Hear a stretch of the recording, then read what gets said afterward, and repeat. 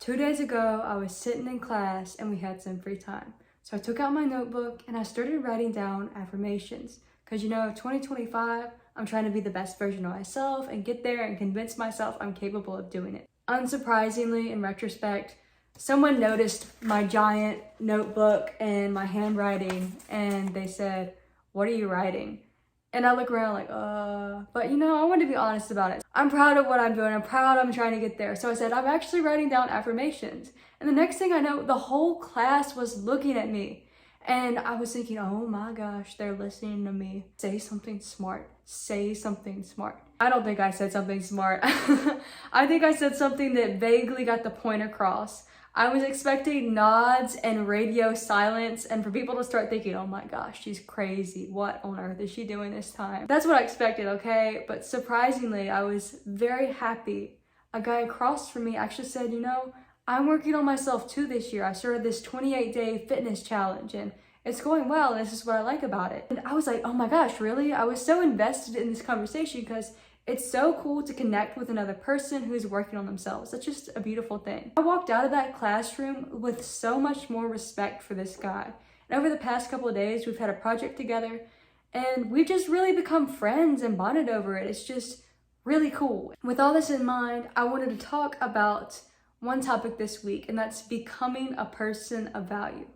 Now, to preface this, every person is valuable. Like every life is sacred and there's goodness in that. I'm using value a little bit more specifically, like certain values. For me, some values are loyalty, commitment, physical fitness, giving back to others, financial freedom. So I'm trying to become a person of those values specifically, and I'm talking to people who want to become people of specific values. I want to give y'all some updates and talk about how to go about that if you're like on this road with me. So, how to become a person of value. Step 1. Have values. Seriously, y'all. Pick out the values that are important to you, uphold them, and practice them.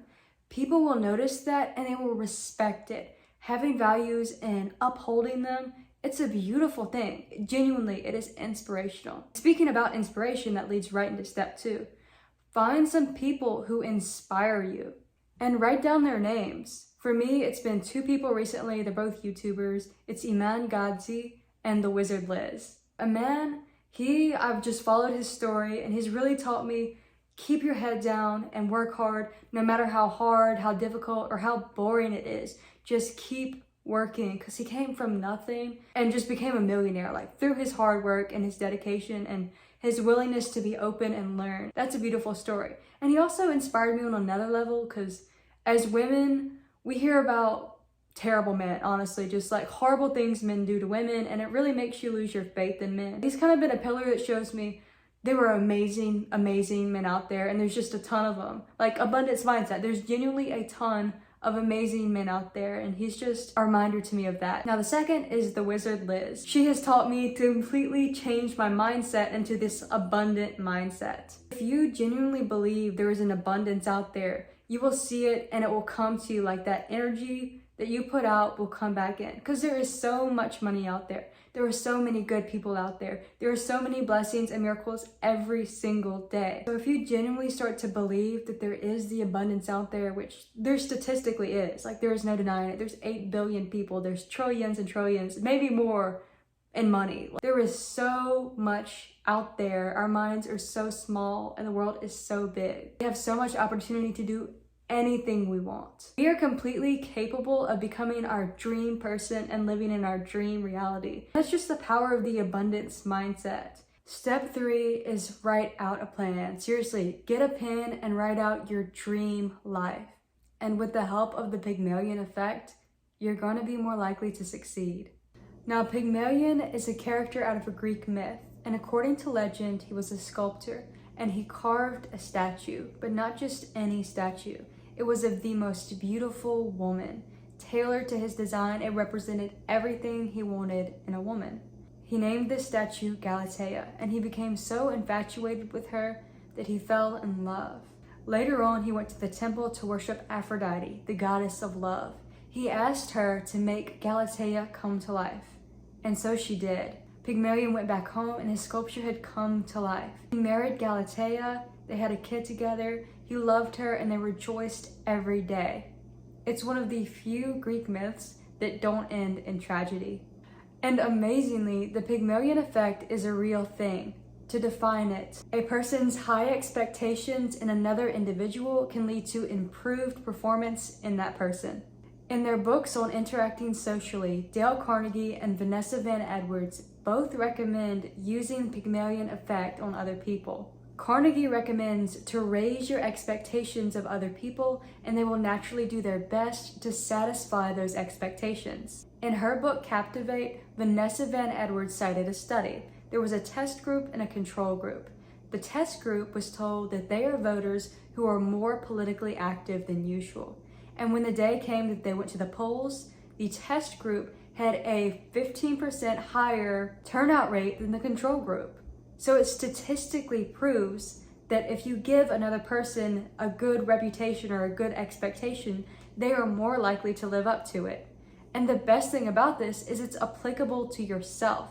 If you tell yourself, I'm a good person who does this, you're naturally inclined to be a good person who does that thing. If you believe you are a person of certain values, set high expectations for yourself, and you will naturally start to become that person of value. All right, step 4, put in the work, take some action.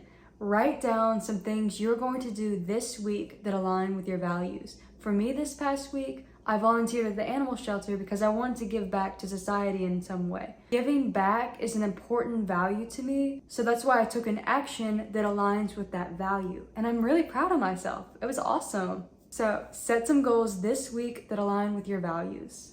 And that's it. Those are the ways that I'm striving to become a person of value this year. Have specific values and live by them. Find people that inspire you to make the journey easier. Write out your dream life and set high expectations for yourself. And finally, take action this week that aligns with your values. And a bonus tip, find some affirmations that work for you and say them. Trick your brain into believing you are this type of person. You're gonna naturally start to become that type of person. Psychologically manipulate yourself.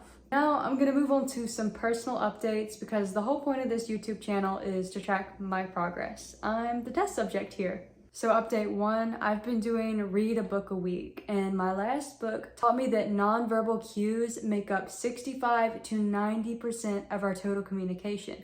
It also taught me methods to improve my nonverbal communication. And since I've been doing that, my social life has expanded so much. I enjoy being around people more, I get along better, I've been invited to do more things. Socially, I'm doing super well because I'm reading a book a week and it really helped. Secondly, the affirmations have really helped me to lock in because now I ask myself, what am I here to do? How do I want to feel today? What do I want to do? And the fact that I have the freedom to choose these things is amazing. And it's helped me lock in and be happier and more trusting that good things will come. Also, physical goals are coming in this year. I meal prepped for the first time the other day, and I've been eating very healthy overall, so I feel better. I don't randomly get tired. I'm seeing positive results in my body. Also, this past week, I was able to do my first pistol squat with good form. My handstands are coming along, so is my L-sit. Things are improving. As well as my flexibility, I've been training for my splits. I'm almost there on both of my front splits, and I'm getting close on the middle one. Being healthy and seeing that physical progress makes me feel so good and so happy. And now the first thing I do when I wake up and the last thing I do when I go to sleep is pray. It's making me feel so much more grounded. And paired with the affirmations, my trust in God has never been higher. My relationship has never been better, and there's not much more you can ask for, honestly. God will provide, and I'm starting to see good things happening all around me. My mom got a pinball machine that she's been wanting for years. 2 of my family members are getting their first cars. It snowed back home the most it has in 100 years, and all my friends got to enjoy that. One of my cousins got an amazing job opportunity. Shifting to that abundance mindset has made me really see my blessings and become so much more grateful than I was.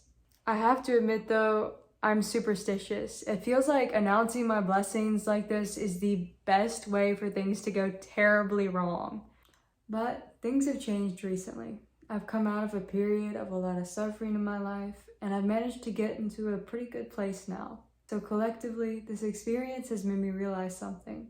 People grow the most when they suffer. At the bottom, you have the greatest motivation, and you are the most resourceful. There is no complacency at the bottom, but there is the prospect for exponential growth. By remaining humble and remaining grateful, I can see that suffering is a gift just as much as peace. Remember, the greatest people are the ones that have suffered the most, but despite it all, they stay true to their values.